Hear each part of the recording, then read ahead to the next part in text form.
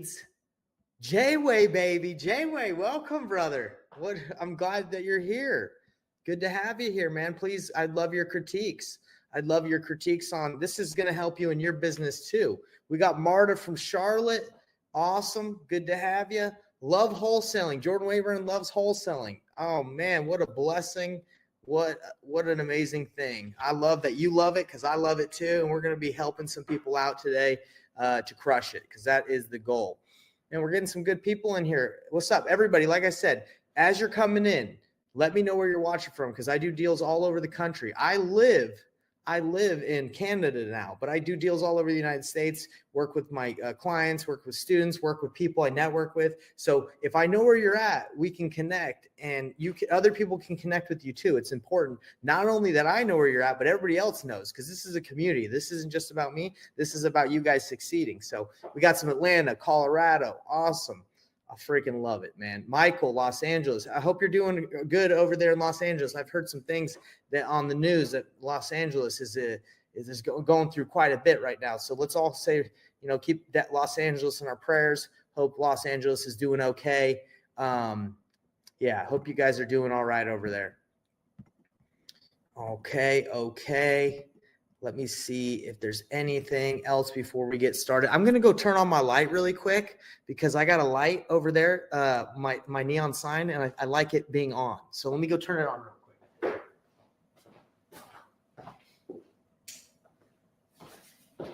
quick. There we go. All right. There's the neon sign.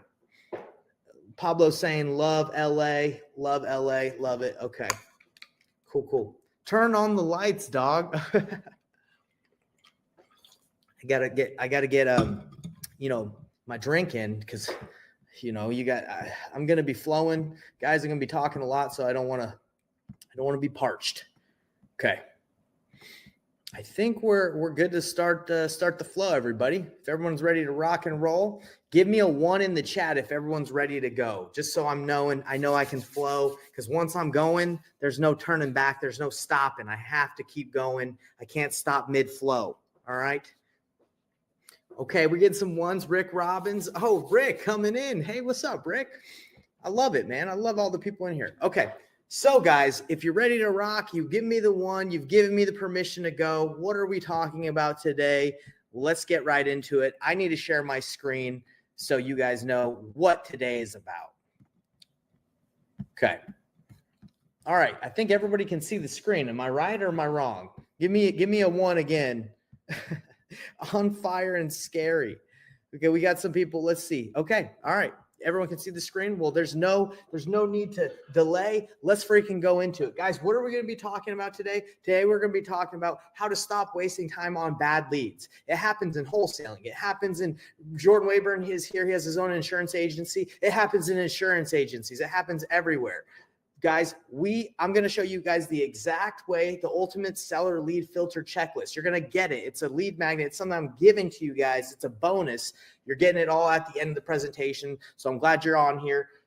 If you guys can, just comment filter if you're ready to work smarter and disqualify the bad leads. That's all I need you to do is just say filter. And what I'm going to do is Jackie, my virtual assistant, is going to go through here and she's going to read all the comments and she's going to send you guys the bonus. That's what I'm trying to say. The bonus, the checklist that I'm going to be going over today. So we're going to be hooking you guys up. Super excited about that. But that's what we're going into today. And guys, as you can see, I'm asking you to participate a lot because for me, I feed off of your feedback. If I don't see a lot of engagement, if I don't hear from you guys, I don't know if you're sleeping. I don't know if you're listening or not. So I'm going to ask you some stuff like through this presentation to engage, just so I know that you're with me. Okay, awesome. So let's get right into it. There's no reason to delay. Let's go.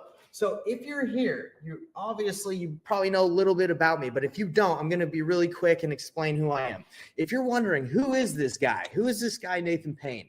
Well, this year, 2025, guys, I'm going by the new name, Professor Payne. Why? Because I'm here to teach you everything you need to know so you don't have to go anywhere else to learn about wholesaling, about real estate, about getting in and getting your first deal, your next deal, scaling. That's me. I'm here to that's my goal. Give you everything to make wholesaling simple I've done over $1 million in wholesale fees. I help wholesalers close 2 to 3 deals a month. That's my goal. And I'm the founder of Painless Flipping, which is an apprenticeship that works with people hands-on to help them do deals. Okay. That's a little bit of who I am. And why do I have all these checks? Just to show you that I'm not just some guy that did one deal and is like, hey, let me teach it. Because that's happening a lot. Influencers are coming all over the place. If you guys are tired of influencers, let me know. I'm tired of it, but I'm letting you know I'm legit. And if you don't think I'm legit, let's hop on a call and let's talk about it. Okay. Because I'd love to talk to you guys. All right. I got my degree in business management. Okay. I got it in entrepreneurship. I wanted to be a teacher my whole life, but I decided to go the other route of business because it aligned more with my financial goals, but got my degree just to let you guys know I'm a little bit educated, a tiny bit, nothing too crazy. All right.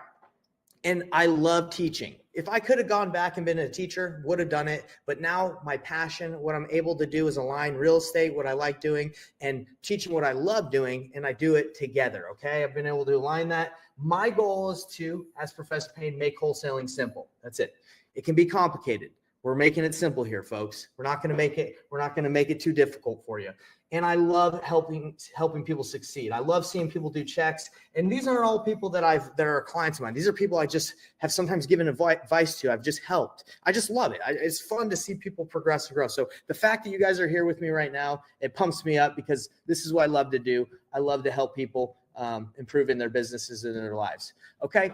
So guys, we're going to be talking about why today winning fast and losing fast matters in this business. Why do you guys need to stop, not waste your time with bad leads? Is because time is the most important resource we ever have. It's amazing. It's the best thing that you could ever have. If you came to me and said, hey, Nate, I'll give you $1 million, but you only have till tomorrow to live, like you have one more day, I wouldn't accept the $1 million, of course, right? Because I care about life more. Time is what we want. So if we're wasting time with bad leads, we need to stop that, right? We need to filter people fast. And that's what we're going to be talking about today. If any of you have wasted time with leads like I have, comment in the chat and just be like, hey, yeah, I've wasted a lot of time with leads. It's okay. And if you haven't even talked to anyone yet, that's okay too. You're eventually going to get to that point where you might be wasting time with leads. So we're going to be going over that today. What are we going to be talking about? How to disqualify quickly. Okay. Yeah. We got Hector saying wasted a lot of time with leads. Yeah. I totally get that, man. So we're going to be talking about how to disqualify quickly and focus on quality. Yes, indeed. I love it. Stop wasting time with unmotivated sellers, guys. We can quickly find out if a seller's motivated or not. We don't have to try and pull it out of them. We can find out with some questions I'm going to be giving you in the filter framework. Okay, focus on those who are ready and willing to work. Avoid chasing bad leads. We're not going to be messing with bad leads, guys.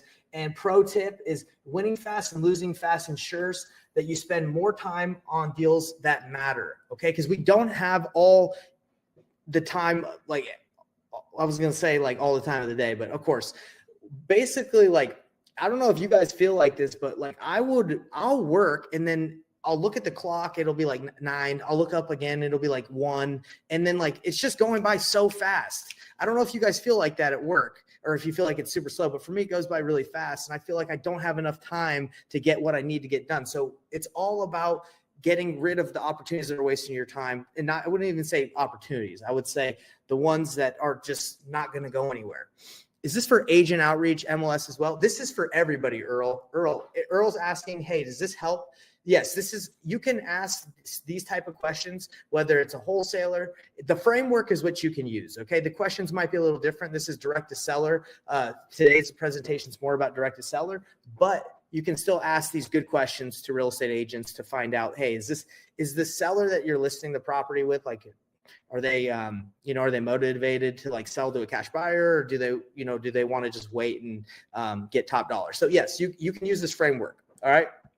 Hope that answers your question. So everybody, because I'm Professor Payne and I want you guys to get the most out of this lesson, I'm going to ask you guys all to right now go get out a physical piece of paper and a pen, okay? Because I used to write everything down on my phone and on my computer and stuff. And I know where you guys are on your computer, your phones. But if you want to get the most out of this, get out a piece of paper and a pen. Why do I ask you to do that? Is because when you write things down, it helps you remember it better. That's just how it is. I used to, again, on the phone, computer all the time. Now I write down everything as I'm taking notes, as I'm reading. I'm internalizing that ish. Okay. You internalize it. So guys, I know I've already seen some people are saying they're ready. It's amazing that you're already ready. If you're already ready with your notes, are you really ready that fast? Dominic and Zena, I already had it out. Well, there you go. Everybody give a round of applause to the people who already got their pens and their papers out, okay? I always got my pen and paper handy. Look, check this out. I got this at Walmart for 25 cents. Can you guys see that? Look, I got my binder, printed it off. I love writing, all right? I always take notes. I love it. Everybody's note takers out here. I love you guys just taking them notes. Love to hear it. Love to see it. Okay, let's go. Let's get to the next slide, everybody. So why does it matter to win fast, lose fast? A lot of you that are on here, and I'm just assuming anyone that will ever watch this, a lot of us feel like it's leads is our problem. Like we're like, oh, I just need more leads. I need more leads. I need more leads. But really the issue is like we don't have, like a lot of the time we don't have the right process to squeeze the leads and make the most out of those leads. So we just end up spending more and more money. For me, I had that problem. My story is I thought I needed more leads was the answer. So I went nationwide. I did pay-per-click. I spent over like $200,000 in ad spend over the course of like a year or two. And I was producing leads after leads. But the problem was that the more leads I had, I was just spending more and more time with, I wouldn't say garbage, but wasting time, right? Like I thought I was doing deals, but again, not having the right filtering process and asking the right questions, it was just causing me to waste more time. So that's why what I'm talking about today is so important, is you have to be able to filter leads or you're just going to waste a lot of your time. You got to focus on the best opportunities and stop wasting your time, and filtering fast is the key to success. Let me know. I'm curious. And did anybody else go nationwide that's watching this was like, hey, let me go get more leads. Let me focus on more leads because that's the problem. Has anyone else had that feeling? Comment me if that was you. And if not, that's okay. I'm just curious. I wanted to kind of see who else went that route. But what we're going to be going, oh, okay. We got somebody that did do that. All right. Well, that's cool. All right, Xavier, you did it at one point. See, we've all thought it was leads is our problem. But when you start paying for leads, you find out that like a lot of the majority of the leads that are coming in are pretty much the same. They're the same style of people. They're people that are like, I don't know if I'm going to want to sell at that price. I want as much as I can. Like you're going to get a majority of those type of leads, but we're going to show you the framework on how to filter, get through them really fast. Okay. So guys, this is the ultimate seller lead filter checklist. Here's a roadmap to quality leads. I'm sorry. You want to ask questions that reveal motivation, timeline, and flexibility. I know you guys have probably seen this framework a little bit, but we're diving deep on one of the parts that I really like. Okay. You want to ask motivation. You want to know exactly why they're selling. Okay. Timeline and flexibility. You want to filter out leads that don't meet the criteria of people that we work with specifically. You want to focus on sellers that have urgent and solvable problems. If they don't believe they have a problem, they're most likely not going to sell to us, because what do we specialize in? We specialize in solving problems for equity, right? Like whether that's, seller finance, whether that's you're buying it to wholesale it, you're buying it to fix and flip it, we're trading off. They're willing to sell at a price that makes sense or a lower price than retail, so we can give them speed, convenience, and ease. Okay, so you got to find those people. And the top way to filter, which we're going to be going into, guys, and I need you to have that pen and paper out, because this, what I'm about to dive in, is probably going to be really different than the way you guys have your sales process. Okay, so disqualifying sellers is the key to filter people out immediately. And you're like, what do you mean by disqualify? We're about to get into it. All right, so comment filter if you guys are ready to see the filter framework. Okay, what it looks like. Give me a little comment filter so I know you're with me. Again, we're checking these. My virtual assistant Jackie in the Philippines, where it's like 1 o'clock or 2 o'clock at night right now. She's crushing it, but she's watching. She's watching you guys. All right. Love it. Well, let's get right into it. Let me get to that next slide. Next slide. Okay. Here's the filter framework structure for disqualifying leads. These are the questions I ask. Why are you selling? It can be that specific. What's got you interested in selling? This house seems great. Why are you selling? Right? Or simple as that. Why are you selling? Uncover their true motivation. Is it foreclosure? Is it divorce? Is it inherited property? Are they just looking to see what they could sell their house for? Are they downsizing? Now, the issue, and that's why we're going to be getting into disqualification, is when you ask this question, how many of you guys get sellers that don't give you that much information? They're holding it tight to the chest. They're like, I'm not giving you more information. I just want to sell.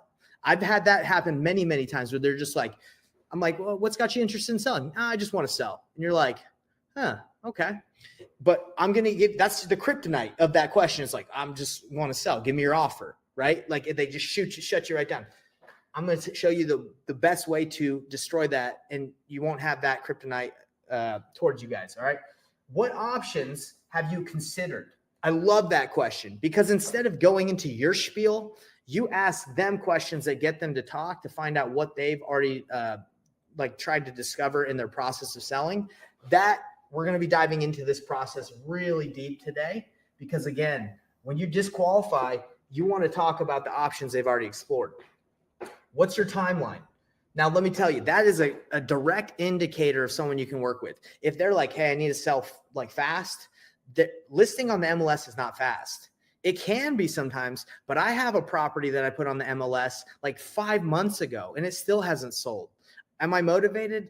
Not enough to take a low price. So it's just sitting there. But like, if they're like, hey, I have to sell like in a month, selling on the MLS is not really an option. So if they want to list it with an agent, when you talk to them about that option, as I show you later, like that's a direct indicator that's someone that you can work with. Okay. Timeline.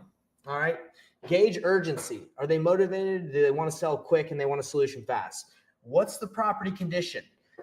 The unfortunate part about property condition is it's not always the best determining factor if someone's motivated, because someone can have a really bad beaten up house and they could just be like, well, whatever, I'm cool with living in this house. That's why driving for dollars and looking for bad houses is okay to like build a list, but it doesn't always mean that those people want to sell because maybe they're okay with a broken window or tall grass. Maybe they don't care. Okay. So it is helpful to understand, if someone wants to sell, but not always. And I know you guys have probably seen that too. You're like, wait, what? I just drove by your house. Are you sure you don't want to sell? Like if you do any driving for dollars, you don't say to people, but I know you're thinking it. Okay. The price is difficult too, because I've talked to probably like 50% of the people I've talked to, like always wanted way more than they eventually took. No one's going to shoot themselves in the foot like immediately when you're talking to them and be like, yeah, I'll take a low ball offer. They're going to give you Zillow. They're going to give you Redfin. They're going to say, I want as much as I can want. And it's justifiable. It makes sense. Yeah. I want as much as I can get too. But you look at why, and you look at the options they've explored and what they're willing to explore, their timeline. And then you're like, hey, honestly, let's not even focus on the price they want, because they got some things that are going to cause them to want to sell or need to sell to someone like us. Let's just keep this conversation going, because I've identified that this is someone that I can work with. Is everyone kind of vibing what I'm saying? Like, I know I'm going a little fast, but I'm saying like understanding and asking these key questions allows you to understand if this is someone you can work with. And if all the answers to these questions are like, I don't need to sell, I'm thinking about it, I've explored every option and I don't know, I'm just talking to you because you called me. Like that's not gonna be someone we can work with. We need to be able to work with people that will communicate with us. And if someone's just like cuts to the chase and like, dude, give me your offer. And you're like, well, hey, obviously you're asking me this because you probably talked to a lot of people before and you just want to cut to the chase. Like, what offer do you want? And if they're like right in the money, then maybe that person is like someone you should just go ahead and do that. But most people aren't just going to like give you a low offer and it's just that easy. And we've had some low hanging fruit. I'm sure we've all like talked to sellers where it just makes sense and it's like an easy deal, but not all the time. And I'm assuming some of you that are watching this are like, I've never had that. I've never had someone just hand me a property and I make like a ton of money. It's probably happened to some, but it's far and few between. Okay. So guys, right here, comment 1 for me if you've used these questions in seller conversations before. These are like the basic pillar questions, the 4 pillars, right? Like timeline, speed, timeline, price, motivation, condition. Okay, we've all pretty much used these, but what makes it different today, what I'm going to teach you guys, is this process of presenting options to sellers. Okay, this is something that I've had to learn, and I didn't know how to do this until I had to practice. I actually paid me and my business partner at the time, like a couple of years ago, we paid for a course by these like really good sales guys. Franklin Covey. I don't know if you guys have ever read any of those books, like the 7 Habits of Highly Effective People. And then you got Habits, like DVD I got from one of their books. These guys teach you the best way to sell, like where it's like open and honest, and it's not like a pressure sale. It's more of just like a collaboration and a consultation. It's just like I'm going to show you what it's like. Okay. You guys are going to understand by the end of this how it works. Okay. So presenting other options and being the consultant. When I talk to sellers, guys, I do not go in there and like, I'm the main buyer, accept my offer. And if you don't accept it, then like, I'm gonna move on and buy another house. I don't do it like that. Okay. I go in there, I try to understand the situation, what's going on. And I say, hey, look, there's a lot of different options that you can sell your house with. I could buy your house. There's a lot of other things. Let's dive into that just so we can make sure you feel confident about working with me if that's what we end up doing. Okay. So it's no pressure tactics. I've learned that there's nothing you can do to make someone want to sell to you unless they trust you and you clarify, like you show them the other options that are available. Yes, of course, there's people that sometimes they just like, they make an offer and it just gets accepted. But if you want to maximize the amount of leads you can get, if you want to stop wasting time with unmotivated people, start letting them know about the options they have and push them towards those options, because they're going to explore it anyway. They're going to find out, they're going to talk to their agent friend, the real estate agent friend or whatever. So be the one that says this, because introduces it, because they're going to trust you. So let's dive right in, guys. Because again, this might be a concept that's new to a lot of you, because it was new to me when I first started, but this is going to be the game changer for you guys. Okay. So turn your mind from you just being the buyer. And if you're a wholesaler, you probably feel like you're a fake buyer because you're not really buying it. This is going to help you feel more legit, because I'm not telling people like, oh, I'm here to buy every house in the world. No, I'm like, hey, sometimes I buy houses. Sometimes I work with other cash buyers. Sometimes I do this. Sometimes I do that. Sometimes I do this. And it's just genuine and real. Okay. Let me know if any of you guys feel fake. I'm curious, because I know when I was started, I was like, oh, dude, I'm not really a cash buyer. I'm kind of lying to people. I don't feel very confident. This is going to help you guys feel better about your sales process and how you do it. You don't have to admit if you feel like you haven't been transparent, or like if you feel like you've been fake. But I know I felt a little shifty or shady just because I was telling people I bought tons of houses. I hadn't bought a lot of houses. Okay. So help sellers explore their options. This is what you can say to them. Okay. Right here. I'm not your only option, Mr. Seller. Okay.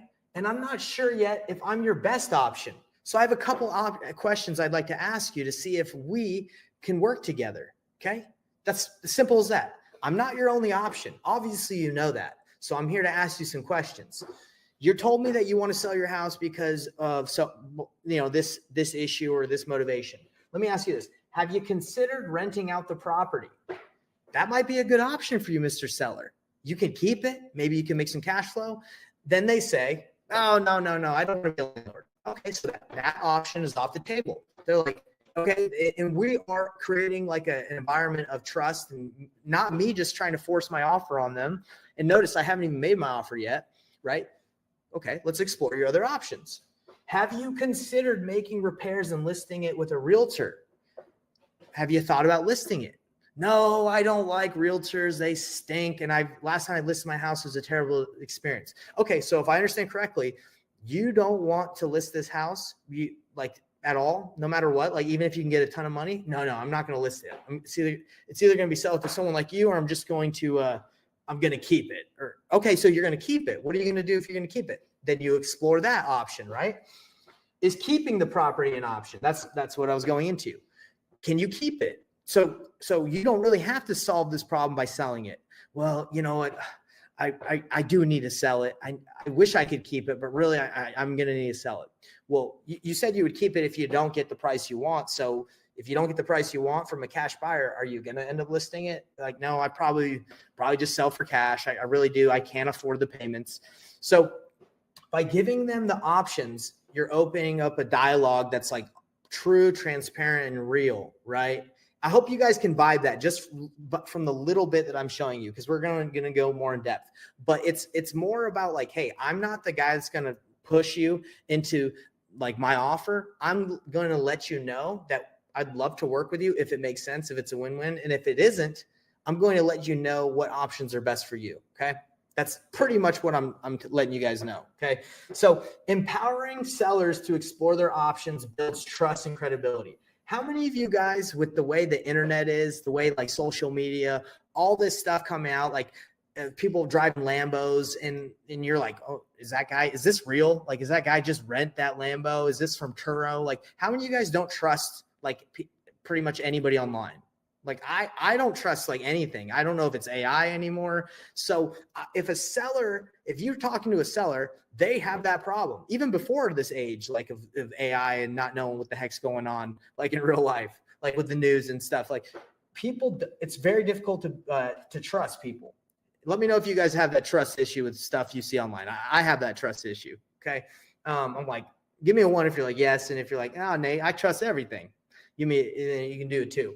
But for me, trust. So what does this do? It builds trust. Okay. It builds trust to let them know that they have options. Not all online poison is deep. Yes, it is very deep. I'm telling you, you don't really know. People put on a front. That's the problem with social media. Like they make it all seem like everything's legit, but really deep down, there's stuff going on for everybody. So just, yeah. And sellers feel that, right? When they're talking to people. So disqualifying leads and unveiling motivation. Okay. So this is what we're going to be going over. What options have you explored to solve your problem? Encourage them to do what is best for them. Okay. So as we talked about, you can believe, let's see what Mike says. You can believe everything on the internet. Abraham Lincoln. That's hilarious. That's a good quote. So why is it so important to present options? Because it allows you to disqualify people. Okay, I've had a lot of people where I've talked to them and I'm like, hey, have you thought about listing with a real estate agent? And they're like, yeah, I have thought about listing with a real estate agent. My aunt is a real estate agent. So instead of me going deep into my like pitch and talking to them for a long time, I just say, hey, well, you should just list it with your aunt, right? Like, why wouldn't you just do that? You know her, you trust her, you're going to get more money that way than with a cash buyer. That sounds like a better option. So I'm immediately trying to push her to go do what I think might be best for her. And she says, oh, no. Look, that's my aunt and she's cool, or that's like my family member. But look, I need to sell in a week. So she immediately just says, hey, I know you're trying to push me off.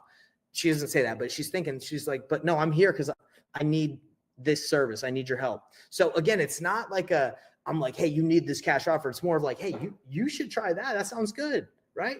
So listing with an agent, I tell people, yeah, go list it. It sounds good. That sounds good. And they tell me, no, I don't want to. I want this is and this and this reason is why I want to work with you or someone like you. Oh, okay. And if they don't want to work with me, then go ahead and work with your aunt. That you just saved me 20, 30, 40 minutes of my time and all this follow-up. And I just do an automatic follow or like a drip. And so you ask them, have you thought about listing with an agent? Does this align with their timeline or resources? Do they have the time to just wait for it to sell, like sit on the market? Can they afford the mortgage payment if they're not living there and it's just they're paying it? Like right now, I have a rental that it's vacant because I thought I could sell it fast. It's just sitting there and I'm paying the mortgage. Do I like doing that? No. Some people can't. I don't feel like I can either. I don't want to do it, but like all I'm saying is you present the option, you see if that even aligns with what they can do. Okay, is renting it out an option for you? Are they prepared for ongoing landlord responsibilities? Do they even know how to get it rented out?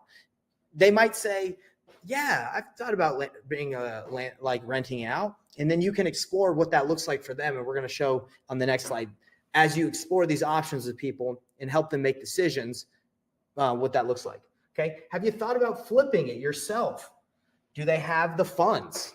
Flipping, okay, we're talking about paying a mortgage, right? Like that can be 3, 5, 6, 10 months of paying the monthly mortgage payment on top of the repairs, on top of anything else that might happen. Like, are they ready for that? Okay. Accepting a cash offer, does that align what they want? How does this solve their problems? Are you guys seeing what I'm doing? I'm letting them know their options, and I'm not holding anything back because I believe in my heart, like I want them to succeed, and I believe they're going to explore those without me. So instead of waiting, like not bringing it up and hoping they just don't check anything else and they work with me like I used to do when I was brand new, I was like, oh my gosh, I need a deal so bad. I just tell people what their options are and what they need to do. And then they tell me, hey, no, we should keep working together. I appreciate you letting me know. Like people will thank you for letting them know how best to navigate their sales process. Okay. Like of what they're trying to do. So let's hop to the next slide. Let's see. I know there's a lot of, I'm writing a ton of stuff. Like there's a lot of information, but I hope this is helpful for you guys.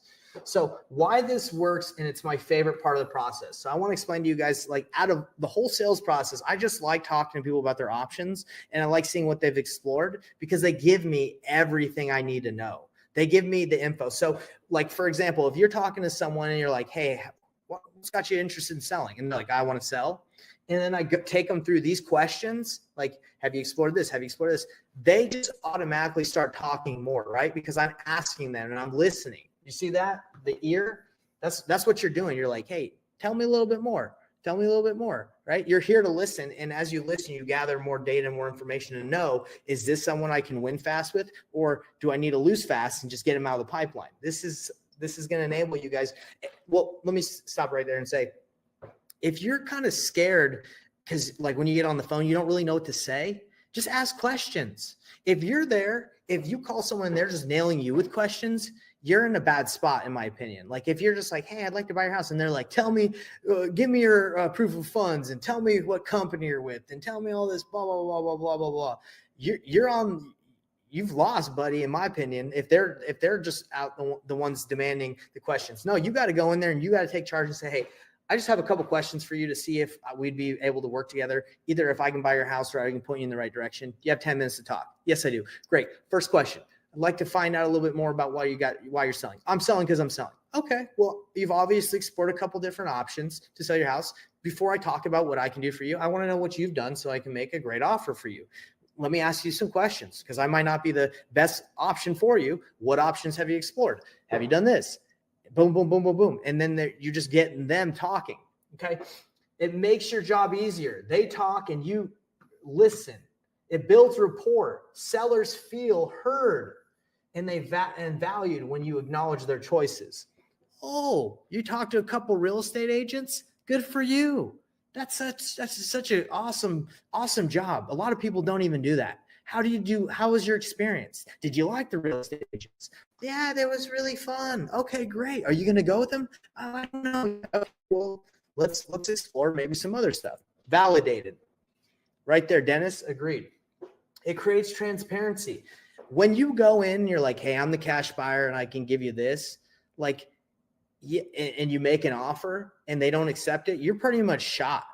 Like the conversation's over. And if you like to operate that way, that's fine if you like that, but I'm in the business of converting as many leads into deals, as possible by identifying what they need and there's like the problem they have and finding a solution. And it's not always wholesaling. It can be creative financing. It can be novation. It can be Burr method. It can be, there's so many different options. So if you're just like, oh, I'm just making low cash offers and I'm just hoping they work out, you're passing up on deals all the time. I work with people all the time where a cash offer doesn't work, but you can still monetize it. Okay. All right. So it creates transparency. Being upfront about their option shows integrity. You guys, I know everybody in here wants to have integrity. They want to feel good about what they do. When I first started wholesaling, I didn't want to tell people I was wholesaling because I thought it was shady. I was like, oh man, I'm stealing people's houses. Why would anyone want to sell at a discount? Guys, we solve problems. We help people. 2 weeks ago, Carl, one of the clients I work with, he stopped someone from losing their house on the day of auction. How insane is that? The lady was going to lose her house at 12 o'clock. He called the attorney, said, I'm going to buy her house. Here's the contract. He stopped the foreclosure, and now we're working to buy it. Okay.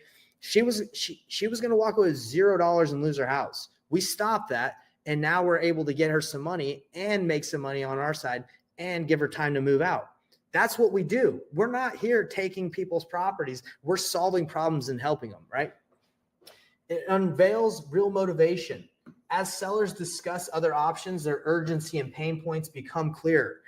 They might tell you, oh, I don't need to sell, but you ask them, have you thought about listing it? Well, I really can't because then the truth comes out. I can't because I don't have the time. Well, what do you mean by that? You don't have the time. Well, this is the thing. Okay, then they get more into it. Strengthens your offer. When you listen, when you know what their problem is and how you can solve it, your offer is better than everyone else's. Oh, you're telling me that you need help moving because like you got a family and it's like living with you too, and you got a bunch of stuff, right? That's why you don't want to list it. You don't want to list it because with a real estate agent, because you're worried about everyone walking and seeing, unfortunately, your home that's really cluttered and dirty. I get that. Would you need help moving? Okay. Or would you need help, staying in the home, maybe after close, doing a post-possession so you can get your stuff out? Boom. So your offer just became better than just the person who calls and is like, hey, I can give you $120,000 versus mine is like, I can give you $121,000 or $119,000, but I'll move you. So in all reality, like I'm going to make your life easier. Okay. Strengthens your offer. And it helps you avoid yellow lights. If you guys don't remember the training where I did yellow lights, it's basically things that will derail your deal. Like someone saying in a conversation, oh, thanks for calling me. I'm actually about to talk to my real estate agent friend about selling the house, about potentially working with him. Like that's a yellow light. Like you slow down for that. You don't just speed up and you're like, oh, okay, you're going to talk to your real estate agent friend. Well, hey, tell me a little bit about the condition of the house and I'll make you my offer. No, because they just told you, hey, they're not sure if they're ready to go forward. So I stop that conversation. I say, well, okay, I'm a little concerned. You have a friend that's a real estate agent. That's a better option for you if you're looking to make more money because, I'm an investor. I need to buy it at a price that makes sense. Is that something that you prefer doing? Yeah, honestly, yeah. Okay, well, hey, how about this? Go talk to your real estate agent friend, see if that's something you really want to do. And I'd love to talk to you after you talk to him. When are you going to talk to him? Oh, tonight. Okay, let's talk tomorrow. Let me just follow up. Okay, so for me, I slow down for things and you find out these things by exploring the options. Okay, so I hope you guys are vibing all this. And I'm assuming some of you are like, yo, am I going to lose the deal from letting people know their options? That's how I used to feel when I first started. I was like, no, man, if I tell them they can list it, if I tell them they can fix it up or keep it as rental, I'm not going to get this deal. That's not true. That's not how it works, guys. That's a big NO. When you let people know their options, they trust you and they want to work with you more. They want to consult you more. This is the fastest way to build trust. And trust, as we talked about with the internet, not knowing what's real or not, that's what helps you build that trust. If you don't explore it with them, they're going to eventually do it themselves. They're going to talk to somebody, or you're going to sign a contract with them and to buy their house. And then they're going to find out that they could have gotten way more money if they listed it or did something else. And then they're going to ghost you. How many times have you guys been ghosted by a seller? Type a 1 in the chat if you've been ghosted by a seller. Or I was going to relate this to dating, like if you've been ghosted by a girl, but that, I don't know. I can't really relate that with this. Maybe I could if I took some time, but yes, if you've been ghosted, put a 1 in the chat. Oh, look, D Sparks, love it. Oh man, don't worry, D, we got this recorded, so you're good.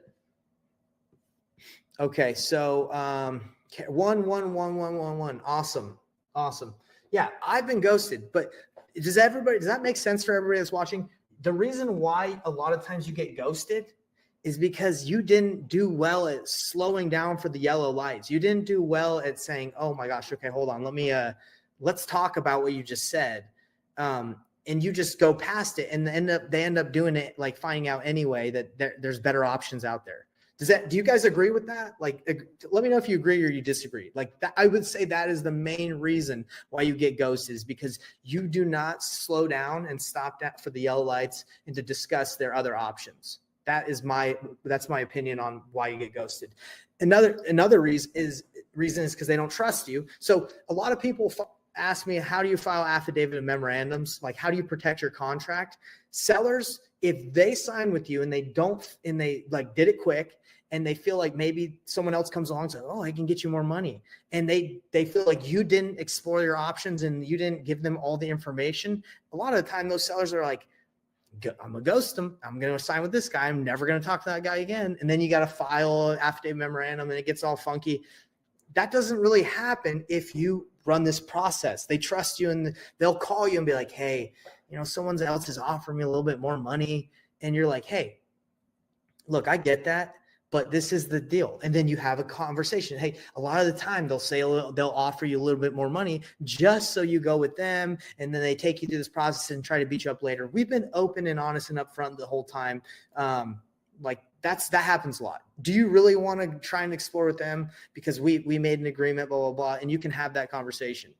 Let's see. Nathan, your system is really official. I like your theories. Hey, AJ, I appreciate you saying that. And by the way, like, I'm just applying what like Franklin Covey training is into my system. His training is not, it's not like specifically for wholesaling or real estate, but I'm taking the principles of open, honest communication, end in mind, win-win scenarios, talking about options, being the consultant. All these things I'm telling you about are from class, like the top class sales trainers. And I'm just letting you guys know, this is how they sell. Selling is not about like this, like presenting like the best option. Like all the benefits that your product has. Like, oh, it can do this and this and this and this. None of that matters unless they have that pain point or the reason, if they need that, right? So you have to listen first to find out if you can even, like you're even the right fit for them, right? There's a really good analogy. Like let's talk, like if I was trying to sell you a lawnmower and this lawnmower was like, hey, this lawnmower is amazing. It's electric. It has the blades, like really good blades. It's really sharp. Like I could go on and on about the benefits of my lawnmower. But if you didn't have a lawn to mow, it doesn't matter how good my lawnmower is. You don't want it. And in this example, the guy talks about like the person has a Zen garden, but the guy with the lawnmower is like trying to like sell his lawnmower to the person that just he has a Zen garden. It's like sand. He doesn't need it. It's the same thing with sellers. Like it does not matter how fast, easy, and convenient our offer can be if it doesn't solve a problem they need. It doesn't matter. So AJ, I'm just diving in deep and just letting you know, hey, that's why we do this, is because it's all about understanding and providing a solution versus just diving in and saying, hey, this is my offer, take it or leave it. Another thing they say is seek to understand before being understood. So you want to understand where they're coming from before you want them to understand where you're coming from. You want to hear, you want to listen. So Earl's like, hey, Nate, this is great, but how do you relate this to agents? Basically, he's like, shut your yapper, Nate. Let me know. I promise you, Earl, I will relate this to real estate agents because I'm almost done. So let's see. I find a struggle to know how much to follow up is too much. And let me tell you something, Dominic, about follow-up. If you follow this framework, it's never going to be too much, because you're going in, you're trying to solve a problem that they've said they've had. If you follow up with someone for a year and they're saying, hey, I'm just waiting to I inherited this property in probate. I'm just waiting for the attorney, but you have a problem. They told you they have a problem that you can solve. You can follow up forever until you get the deal. Like, it's not annoying if you understand how you can help them. It's annoying if you don't understand how you can help them and you're just like, hey, you want to sell yet? You want to sell yet? Do you want to sell yet? Like, that's not good follow-up. Good follow-up is, hey, we talked about this problem you had, and I want to know how's it going in solving that. I'm here because I can help you solve that. How's that going? Right? Yeah, exactly. So let's keep going. because we are almost to one of my favorite parts of this process, guys, is, but anyway, why this matters, helps you identify if the seller is serious. When you do this qualification process establishes you as the trusted advisor. No longer are you just the bully that's just making the offer, and if you don't get it, you're out of here. You are the trusted advisor, not just another buyer. You're going to set yourself apart. Insight on this, guys, is sellers who've considered multiple options are often closer to making a decision. So if you talk to someone who's like, I've talked to 10 wholesalers or 10 cash buyers. I've talked to a real estate agent. I decided I didn't want to do that. I decided I didn't want to flip it. And you find all that out, then you know they're ready to make a decision, like pretty dang close. So you could say, hey, you've talked to all these people. What's holding you back from making a decision today? Well, no, I just haven't got the offer I wanted. Well, what offer would you accept? And then you're right there. You're right there at the very end of it, right? So a lot of the offers that like come from pay-per-click, a lot of people like pay-per-click because they're like, people are intentionally like filling out a form and they're ready to make the decision. This process works. It doesn't matter what part of the sales process they're in. It doesn't matter if they're in the very beginning and they're thinking about it or at the very end. This will help you get them wherever they need to go to, wherever they're at, to the finish line. Okay. So if you just get people that are just hot and ready, then yeah, it's just like, well, what do you want? And we can talk about that. But I'm showing you this is the process to get anyone to the finish line. Okay. Common options for me, guys, really quick. If you're ready to start uncovering real motivation through this process, options, because I got something for you. I'm super excited to show you. And then I'm going to be relating this more to Earl. I'm curious, would you guys like to see how this is done in real life, like a real scenario? Because I actually record myself on sales calls, and I was wondering if you guys, we don't have to, because it's going to take maybe 5 minutes for me to share my screen and take you through. But would you guys be interested in hearing a live call breakdown of this process where I take this seller right here through this, what I've been teaching you guys. Because right here, I was going to ask you guys to give me a grade on applying what I'm teaching. Because the problem is, like, I'm telling you all these things, but you could be like, well, hey, we don't even know if it works. We don't even know if you're that good at it. Maybe you're just a wannabe sales guy and you're just good at talking about it. But anyway, guys, let's dive into it. I see a lot of people saying they want to hear it. Let's go into it. I got a video of me talking someone through their options and presenting and building that trust, which I believe is, we had good trust. Anyway, I want you guys to grade me. Okay. Cause I'm the professor, but I'm not above getting graded. I want to learn too. I want to get roasted. If I didn't do a good job, I want to learn. So you guys, at the end of this call, I want you to give me an A+ or an A-, a B, a C, a D, or an F. Okay. Let me know how you think I did. Let's dive in. If you guys are ready for to break down and listen to this call, type in ready, and I'll get my screen.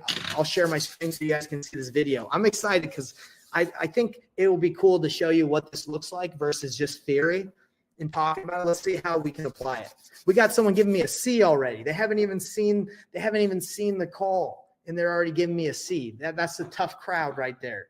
All right, but it's all good. Well, I'm not mad about it. All right, let's go. Hold on. I got to share right here.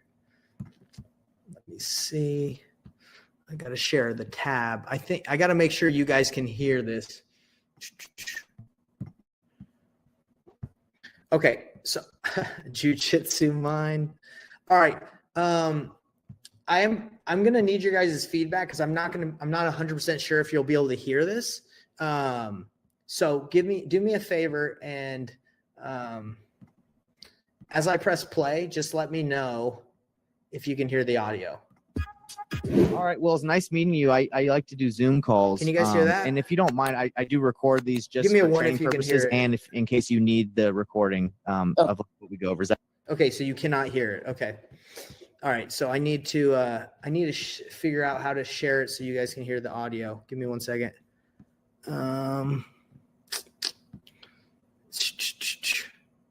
Share sound. Okay. It looks like I can share the sound. Mono, stereo, height. Okay, let's see. All right, I'm going to try it again. Let me know if you guys can hear it now as I press play. And if not, you guys got to let me know because, again, what's the point of sharing this if you can't hear it? All right. Well, it's nice meeting you. I like to do Zoom calls. And if you don't mind, I do record these just for training purposes and if in case Okay, you you need guys can the hear it? recording of what we go over. Is that okay? That's fine. So Okay, so I record my calls with sellers as I meet with them on Zoom, and I use it for training. And this is what I just told her. of what we go over. Is that okay? All right. Well, it's nice meeting you. I like to do Zoom calls. And super quick, guys, we're only going to go about 5 minutes in. There's a lot, you guys can watch the rest of the video, but it's just if you want. But the very first part is what we've been talking about, like presenting options. And if you don't mind, I do record these just for training purposes and in case you need the recording of what we go over. Is that okay? That's fine. So I'm looking at the notes and it looks like you had spoken to, is it Ricky? I believe so. Okay. And, forgive me, I usually go kind of over the same thing just to make sure I understand the situation. But it looks like Ricky wrote here that, let's see, that your house, is it currently listed on the MLS right now? No. No? Okay. No, that's not, I guess I'm just looking at a link of the house. Yeah. So tell me a little bit about the situation while I kind of look over things and make sure I understand what's going on. So it's my husband's parents' house, and they, his dad passed in 2020, Okay. and then his mom passed unexpectedly last December. So we left it to him. Okay. So he wants to sell it. Okay. It's just, too much. We're here in Utah. It's there in Ashton. So it's just, not something that we go there often enough. So yeah. I get that. Okay. So have you, what option, I like to usually ask what options people have explored to sell their homes. So I kind of understand like what to check off, what not. Have you considered listing with a real estate agent? We considered that. But I need to, do, probably some painting and all that stuff. Okay. But and then I was just interested in the, like you hear it all the time, we'll buy your house. Right. Cash offer. Just get it done. Okay. Yeah. Yeah. So you're saying that the property itself, it might need some work on it. So you really don't want to have to hassle with, fixing Yeah. it. I mean, it's going to need, we actually had a realtor come in. We haven't signed anything with him, just to meet him. And he was saying, needs paint, which it does. Okay. Especially the bathroom and the rooms. There's new flooring in it. So, but yeah, I mean, it does need some painting in the house. Okay. So I'm just going to be taking some notes. So you say it needs some painting. Is there anything else that it needs? Any other updates? I mean, it has the original wood, the cabinets. The cabinets are nice. But probably it has the same countertops from when it was built.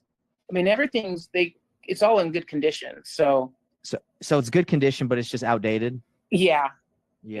And unfortunately, when you list the house on the MLS or like with a real estate agent, people are looking for that, the modern look, Yeah. in order to get as much as you can. Did the agent kind of tell you, what he would list it for if you painted it and fixed it up a little bit? He said, well, this was even before he even came to look at it. He was telling me we could list it for at least 240, 250. 240, 250. And that's before he went and looked at it? Yeah. Mm-hmm. Okay. And then when he looked at it, did he give you an idea of what he thought? I think he said we could do maybe 260 Okay, if we were to paint it. So okay. And painting isn't too expensive. Yeah. It's a couple $1,000, depends on the square footage of the house. Yeah. Is that an option if you don't get, what you're looking for on the cash price? What, to do that? Yeah, we'll have to do that. Yeah. Okay. Got it. Yeah. And I'm curious, am I the first cash buyer you've spoken with, or have you talked to some other ones as well? You're the first one. Okay. And do you have some other maybe that you're looking to talk to just to get an idea? Not yet. Okay. Yeah, because unfortunately, as cash buyers, like we're looking for properties that we can make a profit on, and that's not unfortunate. But I know a lot of people have the expectations of getting top dollar market value. and we buy properties to get put some money in and then make a profit. So do you I know you probably discussed this with your husband. Do you have an idea of what, if you could just get it done, in a couple, we could close in a couple weeks, no problem, you don't have to paint it. Do you have an idea of what you'd be asking for? If we could, probably like at least 230 out of it. 230 out of it? Yeah. Well, basically what I do is I look at what the comparables in the area are to see what houses are selling for. Yeah. And, I kind of work back, like, okay, how much repairs would it be and how would I be able to make some money? So I kind of do that with you, just kind of so you can have. So we don't have to get too much more in there. I basically do a screen share and kind of educate her on the fact that she wants way too much money for the property. That was pretty much what I did. What I do on calls is I basically, like, if I'm meeting with people, I just kind of let them know if their expectations are realistic, and after exploring the options that they've had. So, guys in the chat, let me know. Give me your honest feedback. Do you give that an A? Do you give that a B? Do you give that a C? Do you give that a D? Do you give that an F? Do you think that's even worth it? Do you feel like I got good information from the seller without I didn't have to talk that much. I just asked questions, right? I just said, hey, have you done this and this and this? So from that, I was able to, I believe, find out, hey, is this someone I can work with or not? She's open to selling for quickly, but she's also willing to paint it, and she's not just going to give it away. Okay. So that's like, I get that. So for me, it was not a very, from like what I saw, it wasn't like a dire situation that they like have to sell, or like they're in, a tough spot. Right. So, like out of all the deals that I've done, like usually you're able to find out situations that like are a little bit more.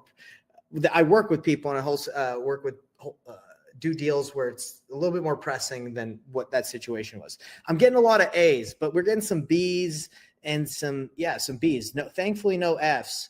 But for the people that gave me a B or an A, let me know like what you got out of that, or what you liked, or what you didn't like. Because I'm curious, because this is what I'm letting you guys know. This is what it looks like.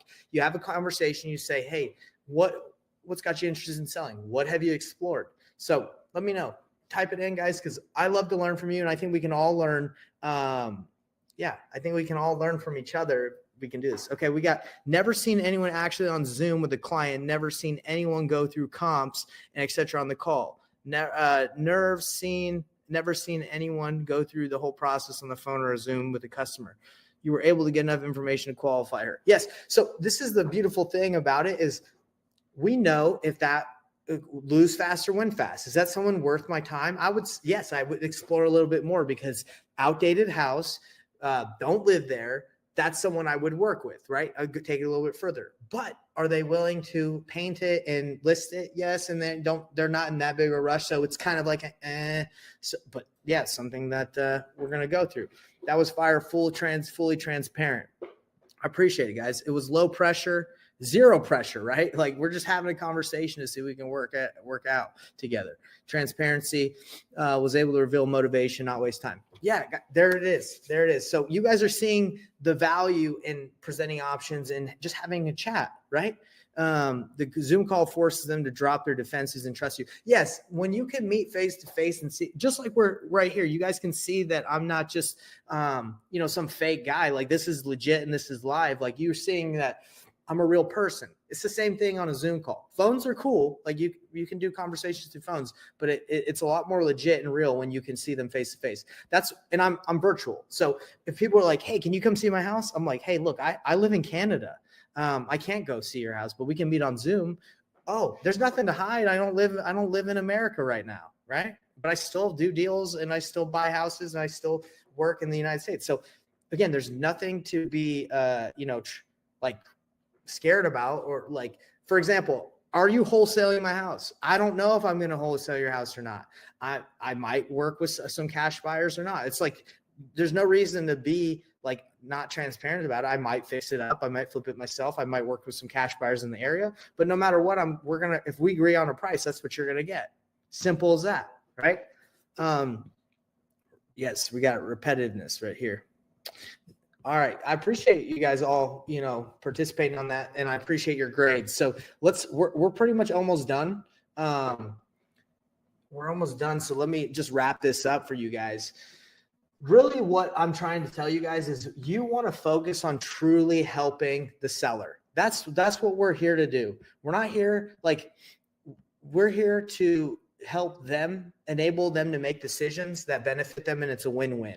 Okay. If it doesn't benefit them, then we don't want to work with them, right? Like we don't want to make $1 million if it puts someone on the streets and they're like, they have no option. We want to enjoy what we do and we want to feel good about what we do. Okay. That's the process I'm showing you. Okay. And I've made $86,000. I've made $197,000. I've made like big checks with them knowing exactly that they could list it and make more money, with knowing all their options. But why did they go with me? Because I solved their problem, and money was not that wasn't the main motivating factor. I sat down with a guy once. This is one of the biggest deals I ever did, $197,000. And I said, hey, look, you can make more money if you just list this on MLS yourself. He said, look, all I want is $250,000. Okay. And then I'm out of here. If you can give me that, that's all I want. I said, okay, let's do it. And then I ended up taking that house. I actually, instead of wholesaling it for like 80,000, I was like, let me just fix this up. So I took it down and I fixed it and I sold it for like $500,000. All right. And in that, in change or whatever. But did it make sense like that he went with me? Well, yes, I bought his house quickly. That's what he wanted. And he inherited the property. He didn't care. He's just like, dude, just give me 250. That's what I've always wanted. Like, that's it. Okay. Like I would have been sweating bullets if I just like crossed my fingers and was like, oh, you want 250? Okay. And I didn't bring up the other options. And I was just like, okay, yeah, sign the contract. I would be like every night until that deal closed. I'd be like, oh my gosh, I hope he doesn't ghost me. I hope he doesn't find out from someone else that they can offer him more money. I hope he doesn't talk to a real estate agent. You guys vibing like that feeling? I don't know if you've ever felt like that, but when I first started, I had those feelings because I wasn't doing this, right? Like I felt like I was going to lose. I didn't want to lose deals, so I would just not say anything. But because I have these open, honest conversations, like you all can do, what do I have to be at walkthroughs when I work with sellers? Not at all. I don't have to go to walkthroughs with sellers. I tell the seller, hey, remember we went through all your options. I'm going to buy it, or I'm going to work with someone that will buy it. We're going to send all the people that I work with in the area through your house at 12 o'clock. Is that okay? Am I worried that one of the cash buyers in the area is going to go, hey, you can work with me. He's trying to sell your house to me. They're going to say, yeah, he told me that he's working with you. What the heck are you talking to me for? Right? Everybody knows what's happening in this process. When you go through options, there's nothing to be afraid of. Right? Like, I hope you guys are understanding and vibing that that's the real way to wholesale, and for this job not to be so stressful is you just let people know, hey, you can make more money if you do this. Hey, are you sure you want to do this? Hey, I'm going to send people through your house. We're buying your house, or I'm going to sell it to someone else, or work with someone on this process. Great. I'm going to send them through. That's how this is how you make the job less stressful. Okay. You can be Zena, thanks for saying I'm a good guy. You're good. You can do this. So let's wrap it up with, have you considered renting the property? When you do this is just a framework that you guys can look at. When you're asking them these questions, you want to tell them, and they're like, oh, I've thought about renting out my property. You want to tell them the pros and the cons of their decision. And you want to say, is that what you want? That's pretty much it. Hey, have you thought about listing it? Well, I have thought about listing it. Well, hey, the benefit of listing it is you're going to get more money, but the con is it could take a while. Is that what you want to do? Is keeping the property an option? Yeah, keeping it's an option potentially. Okay, well, you can keep it and you can make more money potentially, but you're also going to have to, pay the mortgage and keep this going, right? And they're going to say, and you're going to say, is that what you want to do? And they're going to say, well, I don't know. Not really. I don't want to do that. Okay, well, let's keep going. The important part of all this, guys, is you share the benefit, the pros and the cons of whatever you're discussing, and you ask them, is that what you want to do? All right, that's it. It's as simple as just having a normal discussion with someone and that you care about, and you're saying, hey, is this what you want? All right.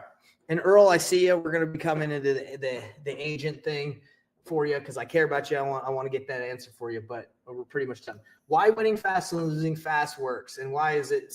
Why this is the winning way? It saves time. We're all about saving time here. It increases efficiency on marketing. It builds the confidence in handling seller conversations. And every minute spent on a bad lead is a minute lost on a good one. Okay, that's why we do this. I want to know everybody's takeaways, and this is where we're going to be answering questions and Q&As. And then on the next slide, which is pretty much the last slide, I'm going to give you guys how to get the seller filter framework. Okay, but I want to ask you, what are your main takeaways? What did you learn? Comment right now, wherever you guys are watching right now live, or if you're going to watch this recording later. I want to know, because if you don't comment now, but you comment later on a recording, like I read through all the comments. So I'm going to get back to you. I want to know your key takeaways. What did you learn today? What was the main thing that you got out of this? Then we're going to be hitting on the things to remember from this. I'm looking through here. I'm reading it, guys. So that was an excellent training, Nate. Thank you. Oh, my goodness. Thank you, guys. Hope someone can go over title and document processing. Okay. So Mark, when you say someone can go over title and document processing, elaborate on that a little bit more, because I actually have a training where I go through the whole process on how to fill out like the documents and how to send them to title, focusing on disqualifying the lead. Mike, is that what you got out of that? I love it. That's how you do it. You disqualify them by pushing them to their different options, and you let them decide what they want to do. And then you follow up with them depending on what they decide they want to do. Oh, you want to list it with the real estate agent? That's a good idea. You mind if I call you tomorrow? You're going to talk to him tomorrow? Let me call you and just see how it went. Is that okay? So your follow-up isn't annoying. Your follow-up is like, hey, we discussed this. I'm following up because of this. Great. Let's go. I like how well you personalize the conversation. I appreciate that. And everybody, you can all do this. How do you do this? By basically just saying like, hey, I'm here to help you make a good decision. That's it. I'm going to talk to you about your decisions. And then hopefully we can work together. And if not, no big deal. You sound like a Mormon missionary. That's funny. I was a Mormon missionary. So, but you know, that was in my back in the day when I was 19 to 21. I don't know if you knew that, but hey, I was, yeah. Anyone wanted to connect and squat up? That's Joel. This is a good place to do it. Yes.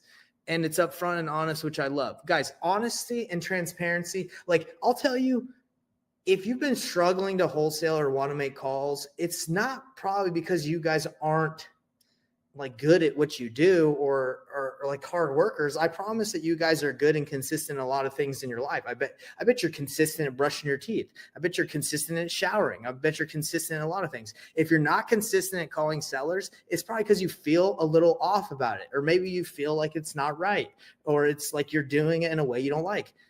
This is how you do it. If you just change the way you talk to people, you're going to enjoy the job. You're going to be like, hey, I like what I do. I like doing this because I'm helping people succeed, right? Like when we stopped that lady from losing her house in auction, like for being foreclosed on and losing everything, that makes you feel good. We got a guy saying it's my accent that makes me sound like a Mormon missionary. That's crazy. I didn't know the Mormon missionaries had accents. I guess you got me. It helped me make it easy in my mind again. I love it. Okay. This is easy. This is an easy thing. You're here to help people succeed. Okay. So drop those questions. I'll keep reading these, but remember guys, disqualified leads, define them. The motivated ones faster. Think win-win. Use the seller's filter framework checklist I'm going to be giving you guys. Build trust by presenting options. Focus your energy on uncovering the true motivation. Challenge is I want you guys to apply this checklist that I'm going to be giving you guys, this framework. I want you to apply it on your next 10 leads that you talk to. Okay. You guys could go ahead and you could call, like just go on for sale by owner. You could call all those for sale by owners and ask them, hey, what options have you explored? Blah, blah, blah. You could do it right there. Okay. You don't even need money to get these leads. So here's the quote, guys. Every no brings you closer to a next yes. Focus on quality over quantity. All right, guys. So we've come to the end of the presentation. I'm going to hook you guys up. So I want to stay connected. Joel is in here. He's making good contacts. Good for you, Joel. Everyone's making good contacts. Mark's asking, where's the video? I'm going to send it to you right here, Mark, right after I show this last slide. But hey, my goal for you guys is to stay connected. So one last thing is comment filter, and just to make sure, and you guys can get that checklist for free. We're going to be able to send it to you. Jackie's going to send it to you.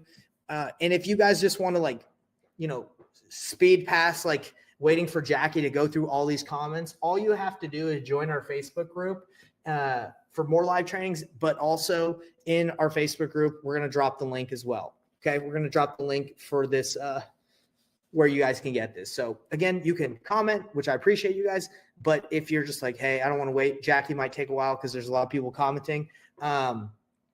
You can just go to the Facebook group. If you guys, this is a little pitch, okay? Not that you guys have to work with me or not, but if you are interested in seeing how we can work together, if you want my personal help in helping you wholesale 2 to 3 deals per month consistently, if you go to painlessflipping.com, that's my website where basically, if you're interested in working with me, that's are you bald? I don't think I'm bald. That's a lot of hair. But yeah, that's funny. Someone said, are you bald? No, I'm not bald. Not bald at all. Actually, I have too much hair. That's my problem. Got too much hair. Yeah, so go to painlessflipping.com if you guys are interested. And if you got value out of this video, out of this presentation, whether you're watching it live or not, the thing that would mean a lot, it would help me a lot, and it would mean a ton to me, is if wherever you're watching this, I would love for you to like it. And if you're watching this on the Zoom, whatever content we put out, the way that the algorithm works these days is if you like it, if you leave a comment, if you leave something nice, even if you just say one or anything, it gets it in the algorithm and it gets in front of more people. My goal is to change, be the #1 educator in wholesaling. And how do I do that? I just get you guys to help me out by liking my stuff or commenting or subscribing. And the ultimate thing is sharing it. So not saying any of you have to do this, but it would mean a lot to me if you did. Okay. So if you got value out of it, whatever you see I post, or this specifically, share, mean a lot to me. I love you all. I hope you guys can feel my love because I do care about you. I've been where you're at, and I'm still in the trenches. I'm not just sitting on a yacht. I'm in my shop in Canada where it's freezing cold. I'm not just, I haven't made it yet in the sense where I never have to work again, and I will always work, but I love you guys because I want you to succeed, and been there, done that, doing that. It's a grind. But we're all in it together, and I'm just here to give you guys as much information as I can. So love you. And, that's what I got for you guys. And I'm not done yet, because I want to help Mark and Earl out. If you guys still have those questions, I'm going to answer them right now. But for anybody that wanted to take off, that's all I got for you guys. I hope this training's been good. And if you guys are sticking around because you have more questions, I'm here to answer them. So, how many deals have you wholesaled? Number 3, I've wholesaled probably over 100 deals. I've made over $2 million in transactions, wholesale fees. Yeah. So I don't know if you just popped in, but I talked about this in the very beginning. And right now my focus is teaching and helping people. I still do deals, but that's not my main bread and butter. I care more about teaching and helping and impacting more than just running my wholesaling business. I used to have a giant one where we were doing 7 to 10 deals a month. Now my focus is helping people succeed. So, and I told you guys in the beginning, that's what I love and I enjoy. I love working with people and teaching. So, anyway, I hope that answers your question. Mark was asking about, Mark, do you want to know where you can find that video about transaction and paperwork and all that stuff? I think that's what you're saying. Yes, you're welcome, everybody. Yeah, thank you. So, Mark, if you're still watching this, if you go to my Facebook, not my Facebook. If you go to my YouTube channel, all you got to do is type in Nathan Payne, painless flipping, or just Nathan Payne. I'll pop up. The latest video that we just put up is 2025 real estate contract masterclass. So I give you my sales, my contract, and I also walk you through how to fill it out. And I also show you like how to submit it to a title company, like what's the next step in the processing. Okay. So this video, if you watch it all, you're going to know exactly what to do. And not only are you going to know exactly what to do, but you get my contract too. So hook you up with that. So I just put that link in the chat so you can go ahead and watch that. Mark, I think that would help you. I think that's what you're looking for. I know Earl had those questions. Earl, you still there with me? You still wanted? Thank you for your time. I may have missed you discussing.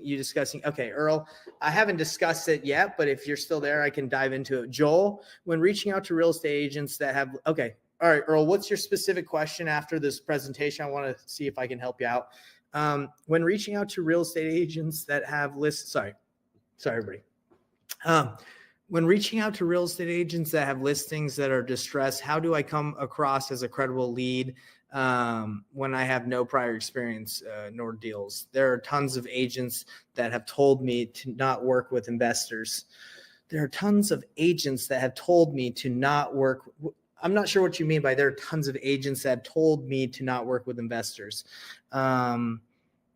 Okay, when reaching out to real estate agents that have listings that are distressed, how do I come across as a credible lead when I have no prior experience? Okay, so I think what you're saying is like, if you're trying to do deals with real estate agents, how do you do it and sound credible if you've never done a deal before? Is that what you're saying, Joel? Like, if you've never done a deal, like how do you make agents want to work with you? Meaning to stick with traditional sellers. Okay, not to work with investors. All right. So Joel, this is the thing. When working with a real estate agent and trying to play it off like you are credible when like you're like not credible, like that you have experience when you're not, like it's just going to come out like immediately. Right. So you have to just be, again, honest and transparent with where you're at. So you're going to call a real estate agent and you're going to say, hey, look, my name's Joel. I'm new to the area, or I'm new to investing, but I'm looking for a property that I can fix and flip, or I can work. Yeah, I'm looking for a property that on my next project or whatever, like my next fix and flip. Would this be a good opportunity? Like, so you're immediately just kind of letting them know where you're at. Like, I'm newer. And if they're like, you're a wholesaler, be like, well, no, I've never wholesaled before, especially if you haven't, right? And if you're like, well, yeah, like, that's the tough part about like working with real estate agents is they're very like, they can be pretty hard to work with. And like, if they're coming at you aggressively like that. So if someone's like, are you a wholesaler?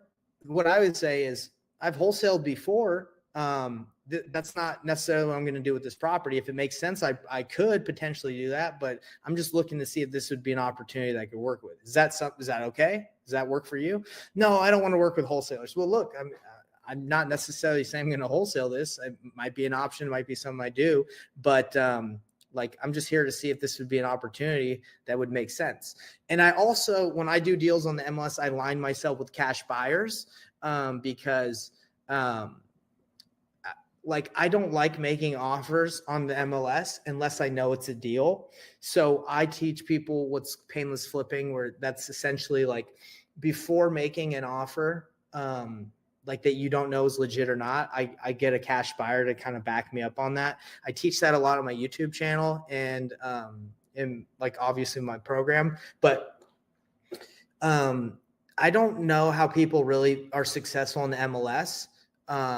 Like with agents, unless they're able to just be transparent and leverage cash buyers, or else you're just making lowball offers that probably won't get accepted. And if they do get accepted, you're like not sure if you can do it, right? Like most agents, I don't think are going to just like let you like sign an agreement with you unless like you seem like you're legit. Like that's what they're like experts in their industry, or at least should be. So they're going to like probe and make sure you're good.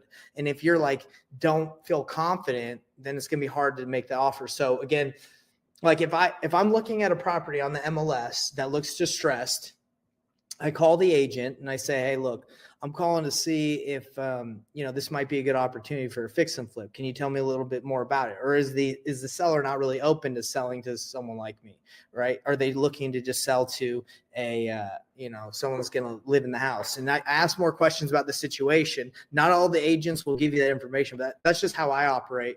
Nathan Valley also on our YouTube channel has a ton of good videos on how to do the strategy that we're talking about. He actually has like a 30-day challenge. If you guys want to, if any of you guys are interested in how, actually, instead of saying if any of you, let me just ask you straight up, who's interested in learning how the process of what I'm talking about applies to real estate agents? Like if you guys are, I can show you right now where to go, but I want to see who's interested. Okay. This is for dealing with real estate agents. Okay. All right. Let's see. Okay. A lot of you guys are interested in this. Yes, I have 3 to 5 cash buyers I trust and active. Okay, Joel, you're doing good. Okay. So what I'm about to show you guys is Nathan Valley and me. We did a 30-day challenge. We said, okay, we have no money. We're going to go to a brand new market. We have no buyers. We're going to show you guys that our process of what I just showed you here, it works. Okay. You don't need money. You can do it. You just have to do it the transparent, like painless way that I'm showing you. So he went to a market and he got a deal within 30 days. He did $20,000 deal. And I went and got an Airbnb that I own and I made $5,000 on it right now. And then it's an Airbnb that I own on seller finance. So his process, he did it all in the MLS and I did it through, what's it called? I did it through like Facebook groups and stuff and networking. Jamil Damji. Oh, I don't know what that means, Gary Johnson, but cool. All right. So all you guys got to go. Wish I could finish your class. It was really good. Oh, dude, thank you so much, Marta. So this is where you go. If any of you guys are still on here, and you're like, Nate, where the heck how do I learn to work with real estate agents? So this is the 30-day challenge that Nathan Valley did. Okay. This is a course that we used to charge people for. But we just put it in our Facebook group for free to help you guys out. So if you go right here to the guide section, okay, if you guys are following along, you can see my screen still. There's the 90-day action plan. You can skip. It's good to go through that, but you can skip that. If you go all the way, like this one teaches you how to pick your market, okay, and the next video the next training shows you how to find deals on the MLS with real estate agents. And the next one, so actually this is it. Yeah, finding deals, how to find a deal, how to find deals on market, how to negotiate deals. So this shows you how to work with real estate agents right here on Guide 4.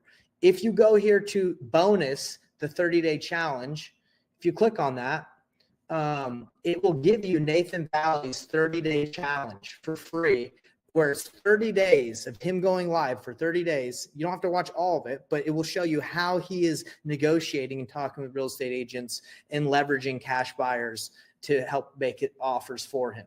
Okay.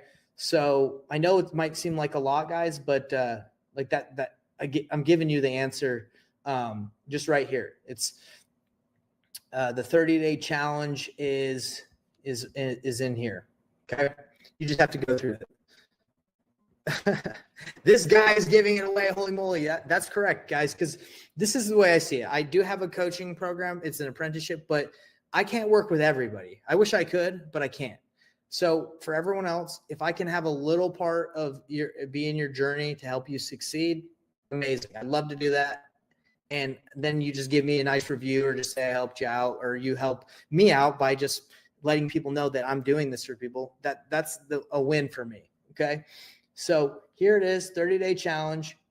You guys got it right here. You can see right here, bonus 30-day challenge. You just click here. If you go to the Facebook group, and we will send you the playlist of all the videos. Okay. Brent, I've paid 5 with Brent and 7 with Jamil. Are you saying 5 like 1,000 and 7,000? Is that what you mean? Like paid money? Oh yeah. Whew. Hey man, I understand. Just like I guess that's just how it is. I like Brent Daniels. He's cool, but I get that there's that's just how it is. You know, people spend that money. Owner of Astro Flipping does agent outreach to million franchise all over the United States. Cool. I love it. All right, guys. Well, that was hopefully that answered Earl. Hopefully that answered your question. I know Joel, you asked that question. How do you talk to this? How do you make it work? Bam. You just go to the Facebook group, everybody, and it's under guide section 4. You have trainings that are free trainings on how to do this and a complete breakdown of how to do the whole thing through his 30-day challenge. Let's see. Thank you.